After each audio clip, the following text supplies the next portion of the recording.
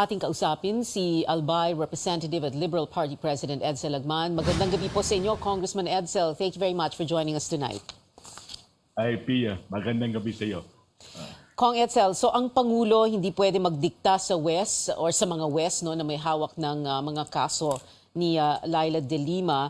Pero mapagsasabihan niya yung mga government prosecutors. Dahil syempre lahat ng kaso people of the Philippines versus and then whoever is facing that case. Is that correct, Congressman Edcel?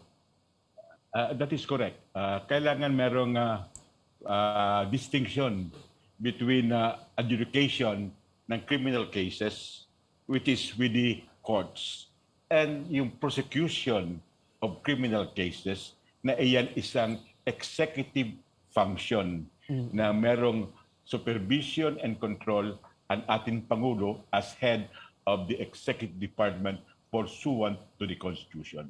And of course, Kong Edcel, yung mga government prosecutors nasa ilalim ng Department of Justice, which is of course under the Office of the President.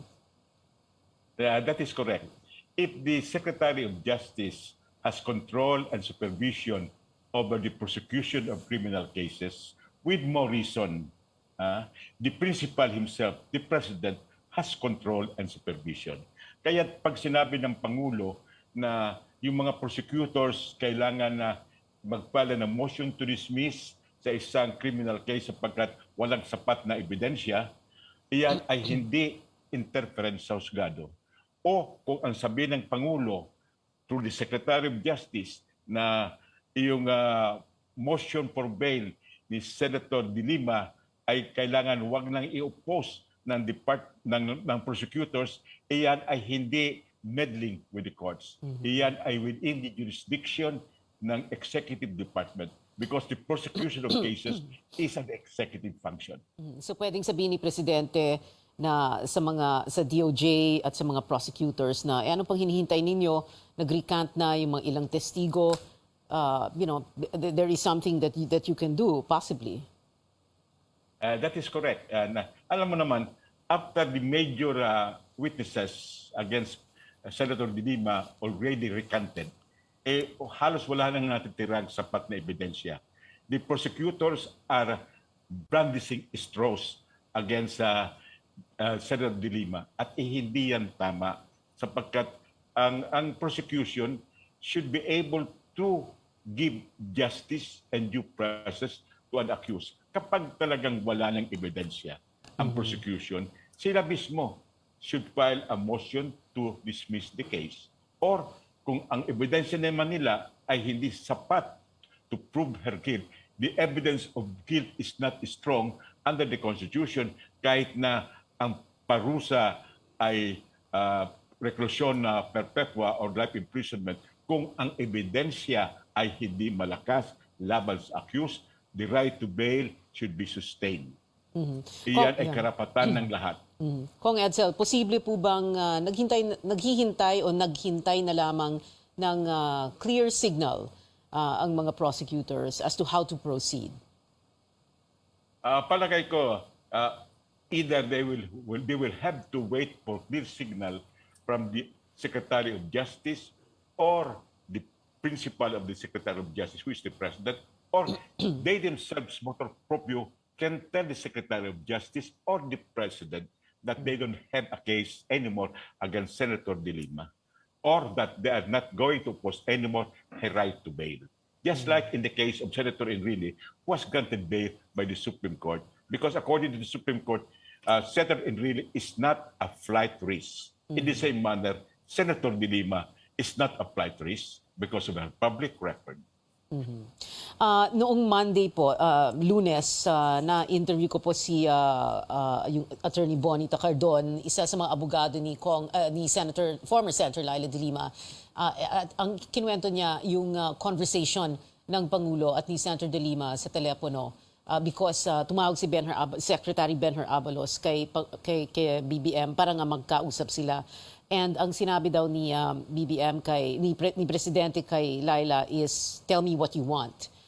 There are many ways siguro to interpret it, but basically what people were thinking, perhaps he was referring to transfer of detention facility, where do you want to be transferred, he didn't possibly mean the case itself, no, or what he can do in terms of the prosecution. What is your interpretation of that, Kong Edcel? Well, you may be correct that the president was referring to a transfer in a detention facility. But let me tell you, Pia, that recordon of jail to jail is not justice as far as De Lima is concerned. Most probably we should interpret the question of the president on this. Ano ba ang gusto mo or ano ba ang pwede kong gawin?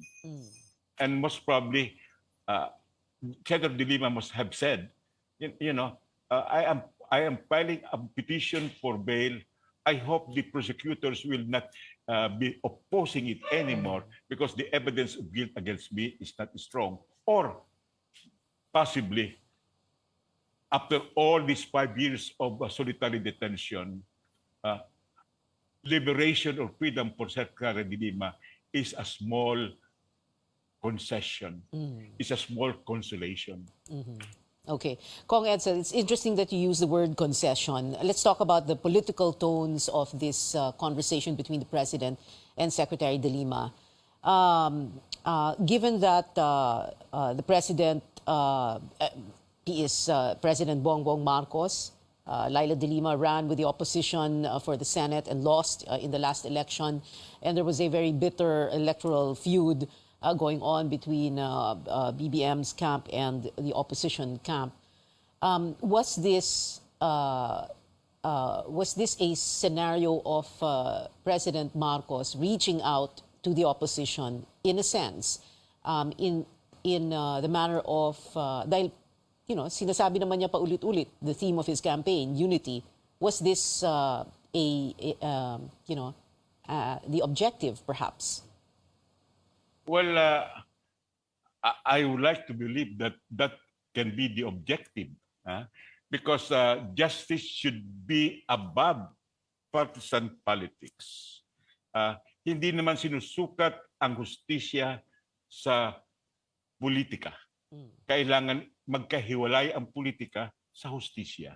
Kaya't sa palagay ko naman, alam natin lahat na kung paano pinabricate yung mga kaso laban kay Senator De Lima. Kaya karamihan ng mga major witnesses ay nag-recant na sapagkat daw sila lang ay pinilit. Sa palagay ko, kung kailangan ng ating Pangulo na merong tinatawag siyang national unity, isa na itong bahagi sa national unity. Yung mabigyan ng hustisya ang mga oppressed at yung mga marginalized, at ito na si Senator De Lima ay representative na ng mga oppressed na talagang inalisan ng karapatan na manatiling libre o meron silang freedom sapagkat 5 taon na mahigit siya ay nakulong sa solitary confinement. You're right, Kong Edcel. Politics separate from justice, of course. But we have to consider also, and it was a very interesting turn of events to learn that the president did speak to her because he could have chosen. Pwede niyang sabihin na ayoko siyang kausapin kasi opposition yan. Pero tinawagan pa rin niya, kinausap pa rin niya, sinabihan niya ng tell me what you want, kinamusta niya, right? That was a very good gesture on the part of the president. Most probably, this good gesture must be followed up either by the government not opposing her petition for bail or the government seeking the dismissal of the case against her because there are no credible evidences against Secretary De Lima. But that is a good start. And I think the president should follow up with this virtuous extension of the hand of peace to one who ran under the opposition in the last election. A good start, like you say. Maraming salamat po sa inyo, Congressman Edcel Lagman. Thank you, sir.